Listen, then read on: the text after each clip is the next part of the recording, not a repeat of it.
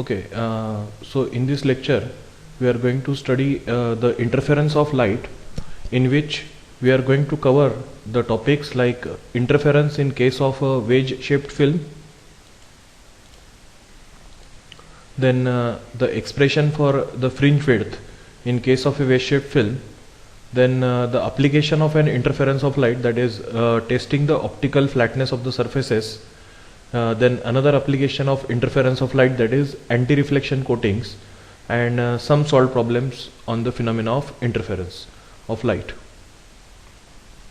So interference of light in a wedge shaped film. Now first we will see what is mean by a wedge shaped film. So let us consider that there are two surfaces, say OX and OX dash, and these two surfaces are inclined by some angle, say theta, with respect to each other.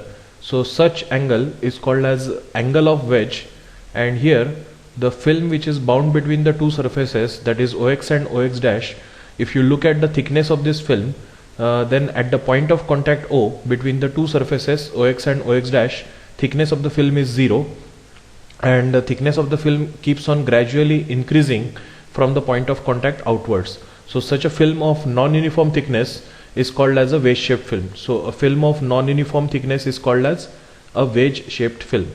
So now we have to discuss the phenomena of interference in case of such wedge shaped film, which is a film of non-uniform thickness. So let us consider that there are two surfaces, that is OX and OX dash, which bound a wedge shaped film between them, and this theta is the angle of wedge. Then with this as a normal, let a beam of monochromatic light AB of wavelength lambda is incident with some angle of incidence, say I. Then on reaching at this point B, part of the incident light is reflected and emerges out as ray 1, and part of the incident light is refracted through this film along, say BC, with some angle of refraction R. Then on reaching at this point C, again part of it is transmitted, part of it is reflected. Forget about the transmitted part, we will consider only the reflected system. So here this beam is partly reflected towards CD, and again on reaching at this point D, part of it is transmitted, part of it is reflected. So here if you look at the two rays, that is BR1 and DR2, they seem to be such that they are reflected from this wedge shaped film, and therefore they are said to be the rays in the reflected system. So ray BR1 and the ray DR2, they are said to be the rays in the reflected system. Now since the two rays, that is BR1 and DR2, they are obtained from the single incident source AB, and hence they are coherent in nature. We have already discussed in previous lecture what is meant by coherent sources of light. So here, since the two rays are obtained from the single incident source AB, so they are coherent in nature, means the phase difference between them is either 0 or constant. Now they will interfere either constructively or destructively depending upon the path difference between them, and therefore we find out the path difference between the rays in the reflected system, and in order to find out the path difference, we draw a perpendicular DM from the ray DR2 on the path of ray BR1, so that the paths traveled by both the rays beyond this perpendicular will be same, because they emerge parallel to each other. So paths traveled by both the rays beyond this perpendicular will be same. So prior to this perpendicular, this ray DR2, it travels an additional distance which is BC plus CD in film, while this ray BR1 travels a distance which is BM in air, and therefore the optical path difference will be equal to path BCD in film minus path BM in air. So since this path BCD is travelled in a film of refractive index mu, and therefore from the results of optics we can write for the path difference as mu into BC plus CD minus BM. So this optical path difference from the geometry of the figure, if you find this, then this path difference will come out to be 2 mu t cos of r plus theta. Now for first year engineering syllabus, derivation of this path difference is not part of your syllabus, so you have to remember directly that the optical path difference is equal to 2 mu t cos of r plus theta, while in the previous expression, that is for interference in case of thin parallel sided film, the optical path difference was 2 mu t cos of r only, while here you have to remember the term that it is 2 mu t cos of r plus theta. Since the derivation of this is not part of your syllabus because you have only the qualitative discussion. So here just remember that you have to add the term that is theta, where theta is the angle of wedge in the term which is r. So the optical part difference is 2 mu t cos of r plus theta. But since the ray BR1, if you look at this ray BR1, this ray BR1 is reflected at the surface of denser medium because this ray AB is incident from air. So it is incident from air onto the wedge shaped film, which is having some refractive index mu, while for air refractive index mu is 1. It means that this reflection takes place at the surface of denser medium. So whenever light is reflected at the surface of denser medium, it will undergo a phase change of pi, and that phase change of pi will lead to an additional part difference of lambda by 2. We have seen already this relation that a phase change of pi will corresponds to a path change of lambda by 2, and we have also seen the important result of optics that whenever light is reflected at the surface of denser medium, it undergoes a phase change of pi. So the effective part difference will be equal to the optical part difference, which is 2 mu t cos of r plus theta, plus there should be an additional part difference of lambda by 2. Now we write the condition for maxima. So if I put some specific conditions into the condition of maxima, where you know that the condition of maxima is part difference should be equal to integral multiple of wavelength. So whenever the part difference is integral multiple of wavelength, then this is the condition for constructive interference, or it is the condition for maxima. So here for if I consider that if there is an air film which is bound between the two surfaces, that is OX and OX dash, then for air film the refractive index mu is equal to 1. Then if I make the angle of incidence normal, if I make this angle of incidence normal, then angle of refraction r will be equal to 0, and therefore for normal incidence angle of refraction r is 0, and for small angle of wedge theta will be nearly 0. If the angle of wedge theta between the two bound surfaces is very small, then it can be taken as nearly 0. So the condition for maxima will become part difference should be equal to n lambda. So here the part difference is effective part difference, which is 2 mu t cos of r plus theta plus lambda by 2. So 2 mu t cos of r plus theta plus lambda by 2, it should be equal to n lambda. If I put these specific conditions into the condition of maxima, so for mu is equal to 1 for air film, for normal incidence r being 0, and for small angle of wedge theta is nearly 0, so this term will be cos of r plus theta, which is nearly 0, this r plus theta being nearly 0, so cos of 0 is 1, and for mu is equal to 1, we get the expression as 2 times t plus lambda by 2 is equal to n lambda. So we get 2 times t is equal to, if I transfer this lambda by 2 on the right hand side, then it will be 2n minus 1 lambda by 2. So I finally write this expression in terms of t, that is thickness of the film. So this t will be equal to 2n minus 1 lambda by 4, where this n can take values like 1, 2, 3 and so on, where this n represents the order of interference band. So this n represents the order of interference band. And what are these orders or the interference band? Since this is the condition for maxima, it means that this is the order of bright bands.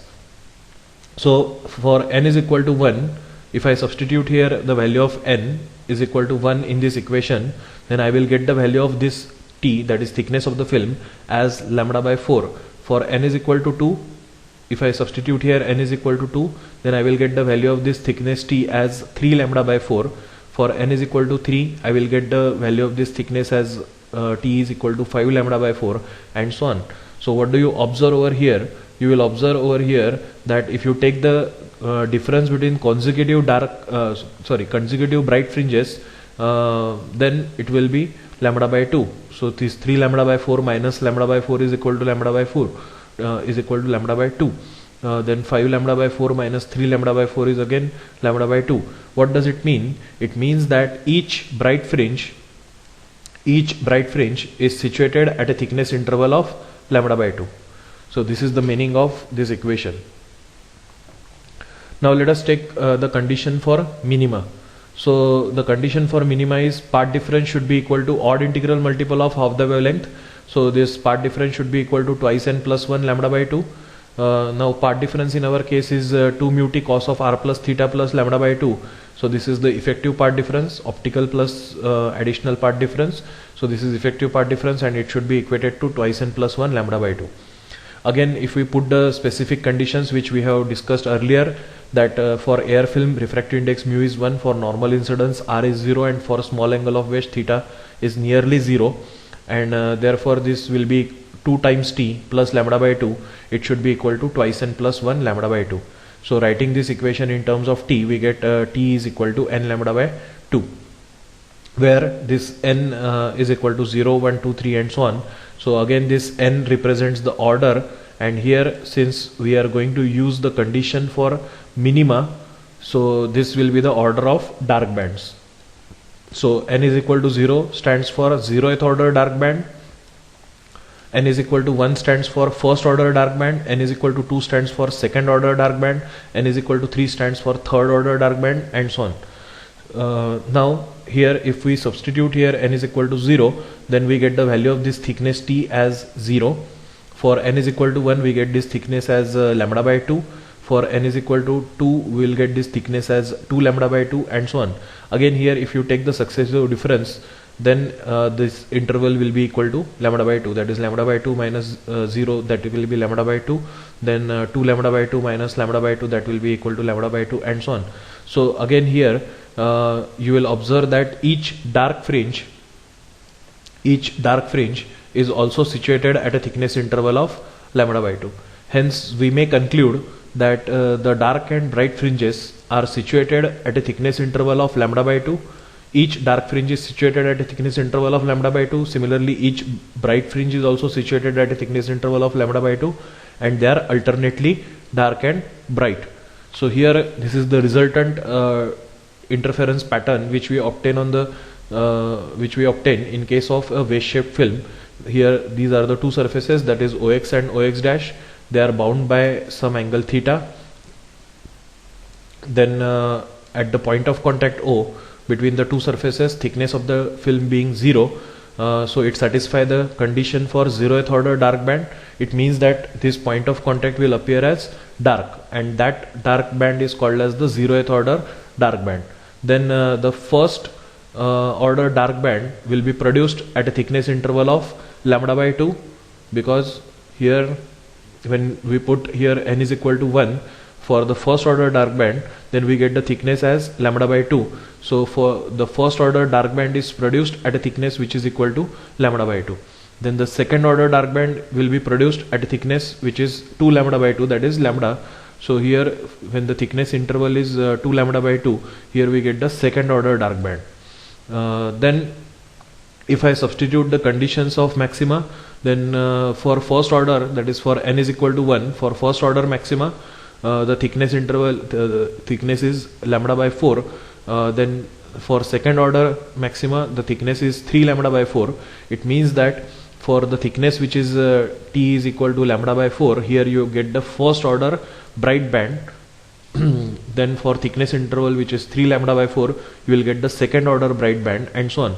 So if you take the successive difference between the dark bands, then this will be lambda by 2 minus 0, so this is lambda by 2. If you take the successive difference between the second order dark band and first order dark band, it is again lambda by 2. It means that each dark band is situated at a thickness interval of lambda by 2. Similarly, if you take the successive difference between the first order bright band and second order bright band, then again it is equal to lambda by 2. It means that each bright band is also situated at a thickness interval of lambda by 2. And how will they appear? They appear such that they are alternately dark and bright. So this is how we obtain the interference pattern in case of a wedge-shaped film. So the fringes are the straight line fringes, they are equally spaced and they are alternately dark and bright. Okay, then next is the expression for fringe width in case of a wedge-shaped film. So what is mean by fringe width? Fringe width means it is the distance between two consecutive either dark fringes or the bright fringes. So we need to find out what is the expression for the fringe width, that is the distance between consecutive bright fringes or dark fringes in case of the interference pattern produced for wedge shaped film. So let us consider that there are two surfaces, say OX and OX dash, which are inclined by some angle, say theta. Then let us assume that at any thickness T of the film, which is at a distance, say xn, from the point of contact O, let any nth bright fringe is produced. So here at any thickness T, which is at a distance xn from point of contact O, any nth bright fringe is produced.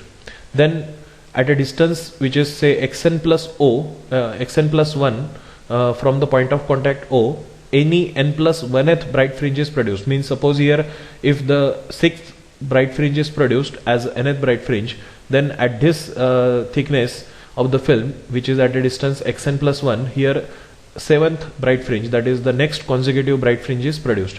If here the 7th bright fringe is produced, then here it means that it is the 8th bright fringe is produced. So this is mean by nth and n plus 1th bright fringes.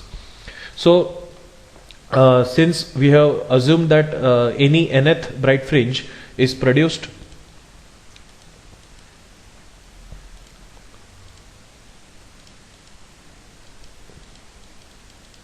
so here as we have assumed that any nth bright fringe is produced at this thickness T of the film, so we can write use the condition of maxima, because here the fringe is a bright fringe. So the condition for maxima is 2 mu t cos of r plus theta is equal to 2n minus 1 lambda by 2. Then for normal incidence, we know that the angle of refraction r will be 0.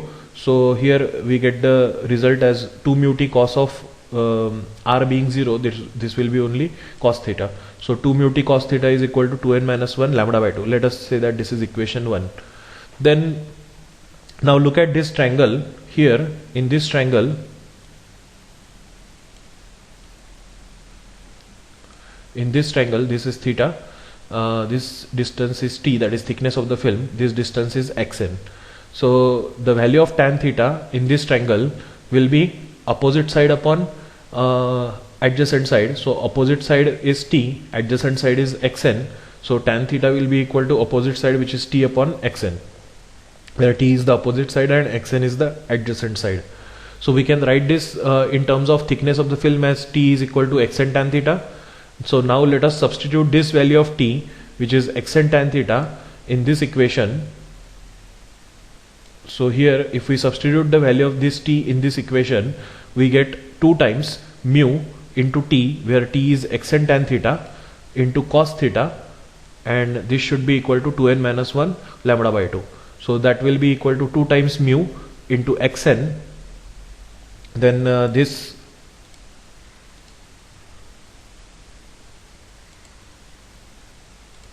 it will be 2 times mu into xn. This tan theta is sin theta upon cos theta multiplied by cos theta, and it is equal to 2n minus 1 lambda by 2. So this cos theta will go off, and we remain with 2 mu xn sin theta is equal to 2n minus 1 lambda by 2. So let us say that this is equation 2. So we have written the condition for maxima which is produced over here, that is over over the thickness t and at a distance of xn from O for the any nth bright fringe. So this is the condition for maxima. So similarly for any n plus 1th bright fringe, we can write in a similar way. By in analogy with this equation, we can write for any n plus 1th bright fringe. So for n plus 1th bright fringe which is produced at a distance which is xn plus 1, we can write the condition for maxima as simply in analogy with this equation. It will be 2 times mu. Instead of xn it will be xn plus 1. Instead of xn it will be xn plus 1. Theta is the same angle, so it will be sin theta, and it should be equal to here now instead of n it should be n plus 1. So this will be 2 times n plus 1 minus 1 lambda by 2. So this equation will be 2 mu xn plus 1 sin theta, and it is equal to 2n. This will be 2n plus 2 minus 1. So that will be 2n plus 1, because plus 2 minus 1, that will be equal to plus 1. So this will be 2n plus 1 lambda by 2. Let us say that this is equation 3.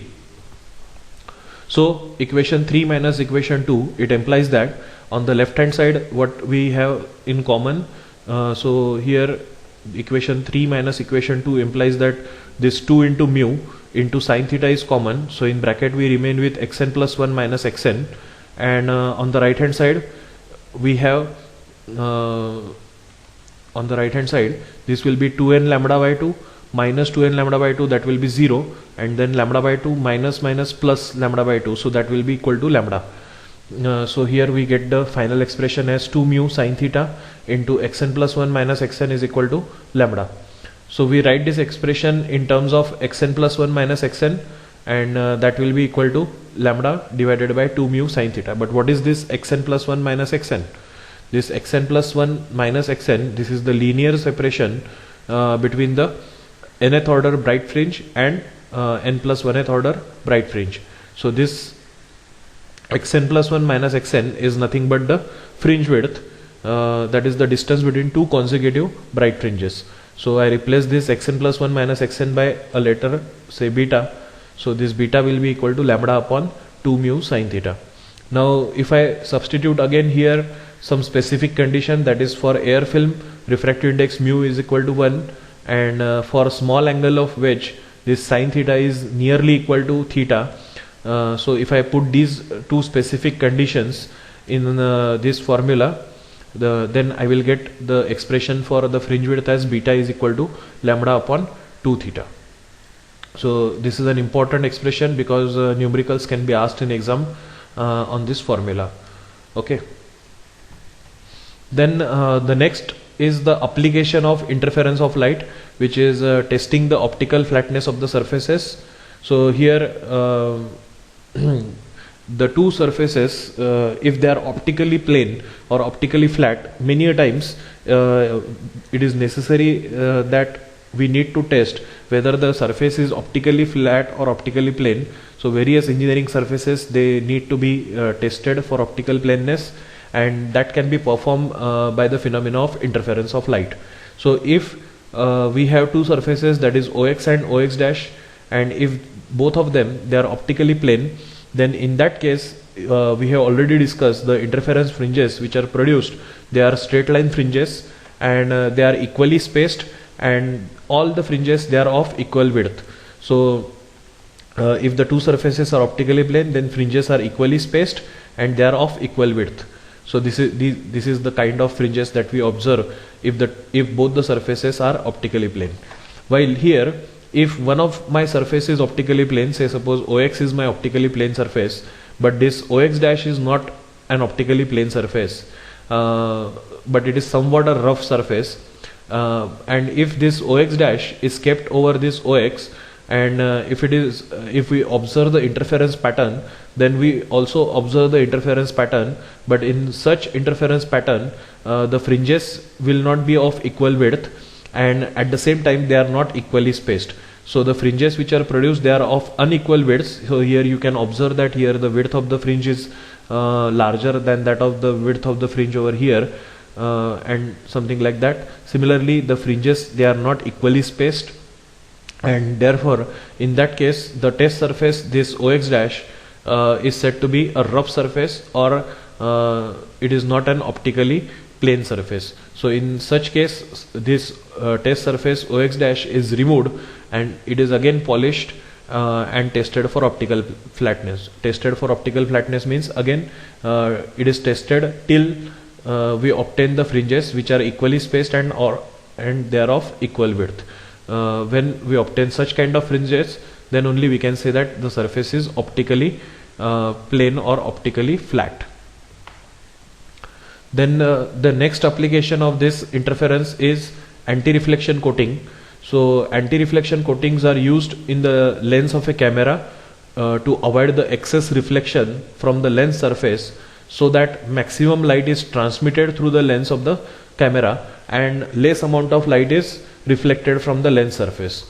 Because you know that whenever light is incident on any surface, part of the incident light is reflected, part of it is absorbed, and part of it is transmitted. So if most of the light is reflected from the lens surface, then it will not be useful to develop a good quality image, and therefore it is necessary that less amount of light should be reflected back and maximum amount of light should be transmitted through the lens surface. So for such purpose we use the anti-reflection coatings. So now let us look at the construction of anti-reflection coating. Suppose this is the lens surface of the camera, which is usually made up of glass, and for which the refractive index is, say, suppose 1.5. Then over this surface of glass, a very thin layer of a material called as magnesium fluoride is deposited, whose refractive index is 1.38, which lies between the refractive index of air and glass. So for air, you know that refractive index mu is equal to 1. So mu is equal to 1 for the air.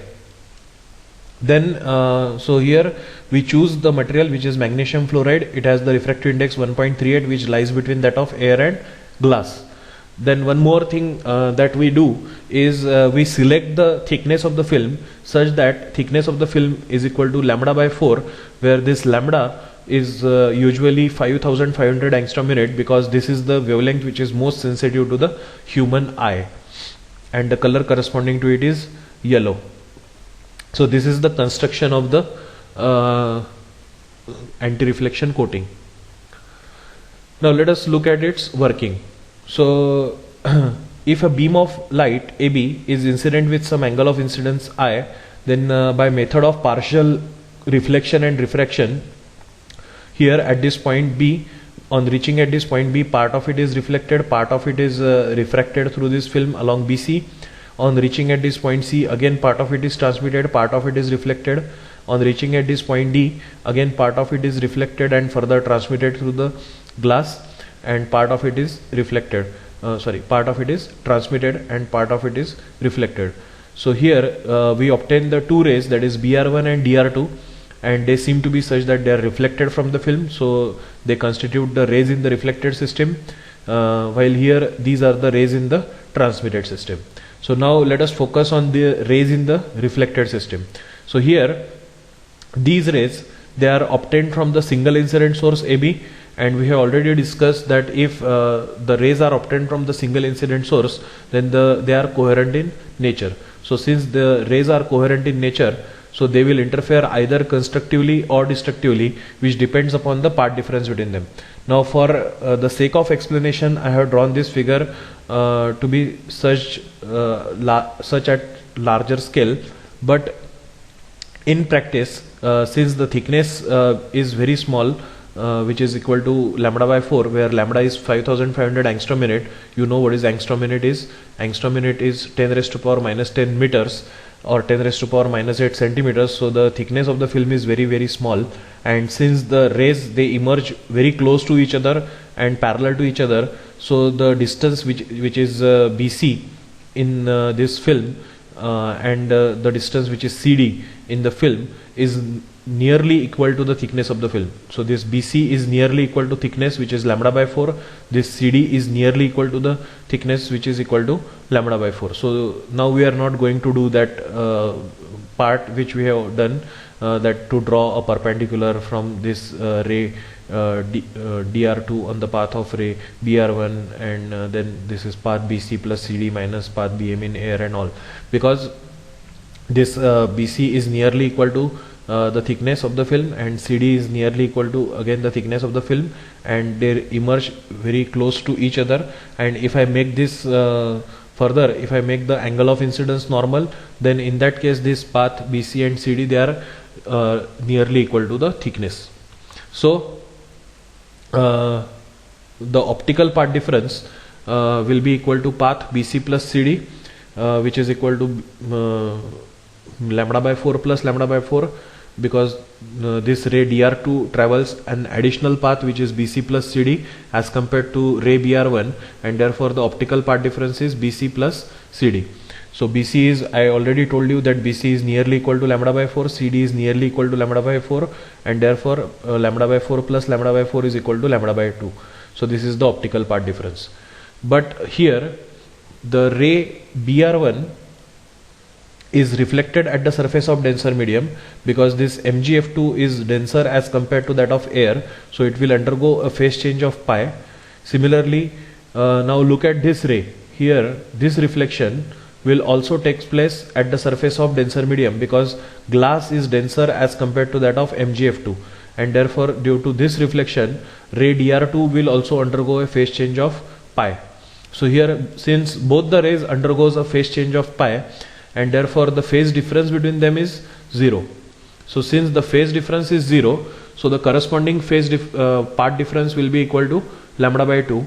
We have already discussed the important results in optics, that a phase difference of pi will corresponds to a part difference of lambda by 2 and so on. But here, since the phase difference is itself a 0, so the corresponding part difference is also 0. So the effective part difference will be only the optical part difference. So the effective part difference will be only the optical part difference, which is equal to lambda by 2. Now here the optical part difference is odd integral multiple of half the wavelength. So whenever part difference is odd integral multiple of half the wavelength, then it will satisfy the condition for minima.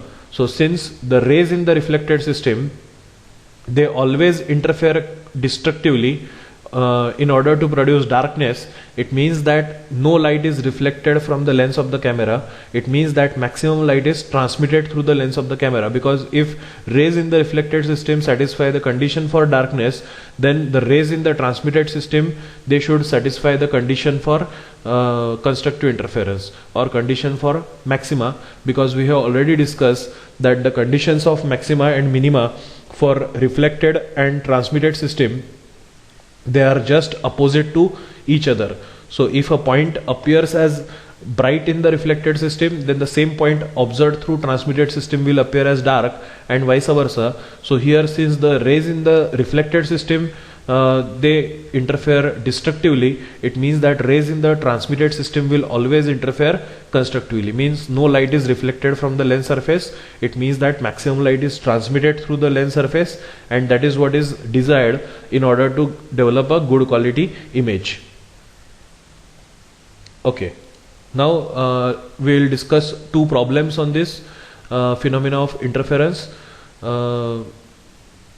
Let us take first numerical, that if a white light falls at an angle of 45 degree on a parallel soap film of refractive index 1.33, then at what minimum thickness of the film will it appear bright yellow of wavelength 5900 angstrom minute in the reflected light. Now we have not discussed the problem in the previous lecture on interference in case of thin parallel sided film. So now for this lecture we are taking that problem. So here this is the problem which is based on interference in case of thin parallel sided films. So what is the usual practice? The first thing is you should write what is given in the problem. So here the angle of incidence is given, which is 45 degree. Then the refractive index is given, which is 1.33. Then the wavelength of light is given, which is 5900 angstrom minute, and you know that 5900 angstrom minute is 5900 into 10 raised to power minus 10 meters. So what you have to find out? You have to find out the minimum thickness of the film at which it will appear bright yellow. So since the film is appearing bright yellow, it means that it satisfies the condition for constructive interference. So you have to use the condition for maxima in case of interference for thin parallel sided film. So this is a parallel soap film, and therefore the formula is 2 mu t cos of r is equal to 2n minus 1 lambda by 2. So now for minimum thickness, you have to substitute here the order of interference as 1. So when you substitute here n is equal to 1, you will get the formula as 2 mu t cos r is equal to lambda by 2. Now since we need to find out what is the thickness, minimum thickness, so we convert this formula in terms of thickness. So we rewrite this expression as T is equal to lambda upon 4 times mu into cos of r. Now if you look at what is the data which is given, so here the wavelength of light is given, that is 5900 angstrom minute. Then mu, that is refractive index, is given, but here only the angle of incidence I is given and not the angle of refraction r. So don't get confused here. Many a times students get confused over here, and they write that angle of incidence is equal to angle of reflection, and they consider this R as the angle of reflection and put here the value as cos of 45, which is wrong. Here this R is not the angle of reflection. Here R is the angle of refraction. So don't get confused. So here we need to find out the value of this cos of R. We need to find out the value of cos R, and for that we are going to make use of the Snell's law. And the Snell's law of refraction is mu is equal to sin I upon sin R. So we write now sin of R is equal to sin of I upon mu. So here angle of incidence is given, which is 45 degree. So that will be sin 45 divided by 1.33. So it comes out to be 0.5316. Then we use the relation that cos of R is equal to square root of 1 minus sin square R. So now we substitute here value of this sin R in this equation. So we get the value of cos R is equal to 0.8469. Now we are going to substitute this value of cos R in this formula here. So now we get the thickness as 5900 into 10 raised to minus 10 divided by 4 into 1.33 into 0.8469, and that will be 1309 into 10 raised to minus 10 meter. 10 raised to power minus 10 meter is a angstrom minute. So it is 1309 angstrom minute. Now let us take one more problem on wave shape film, that is the expression for fringe width beta, which is beta is equal to lambda upon 2 mu theta or lambda upon 2 theta. So the problem is a wave shaped air film having an angle of 40 seconds is illuminated by monochromatic light, and the fringes are observed vertically through a microscope. The distance measured between consecutive bright fringes is 0.12 centimeter. Then you have to calculate the wavelength of light. So here you have given the angle theta for the wave shaped film, and it is given as 40 seconds. Then the distance between consecutive bright fringes is given. Which is 0.12 centimeter. It means that fringe width is given to you. So beta is 0.12 centimeter, that is given to you. And what you have to calculate? You have to calculate the wavelength of light. So lambda, that is what you have to calculate. So the formula is formula for the expression for fringe width beta is beta equal to lambda upon 2 theta. So here you have to calculate lambda, where beta and theta are given, but here theta is given in seconds of an arc. So you have to convert, in order to use this theta in this formula, you have to convert it into radians first. So in order to convert it into radians, you have to divide this angle in seconds of an arc by 3600, and you have to multiply it by pi by 180. So first we'll convert this theta into radians. So we divide this by 3600 and multiply it by pi by 180. So we'll get the answer as 1.938 into 10 raised to power minus 4. Then we use this value of theta over here. So we convert the formula in terms of lambda. So lambda will be equal to 2 times beta into theta. So it will be 2 times 0.12 into 1.938 into 10 raised to power minus 4. So we get the answer as 0.4651 into 10 raised to power minus 4 centimeter. So here we have kept this 0.12 in centimeter only. So we'll get the answer in centimeters. So if I adjust the 4 decimal places, then it will be 4651 into 10 raised to minus 8 centimeter. And since 10 raised to power minus 8 centimeter is equal to angstrom minute, so the final answer is 4651 angstrom minute. So this is how we can solve the problems. And these are the types of problems which can be asked in examination. Okay, thank you.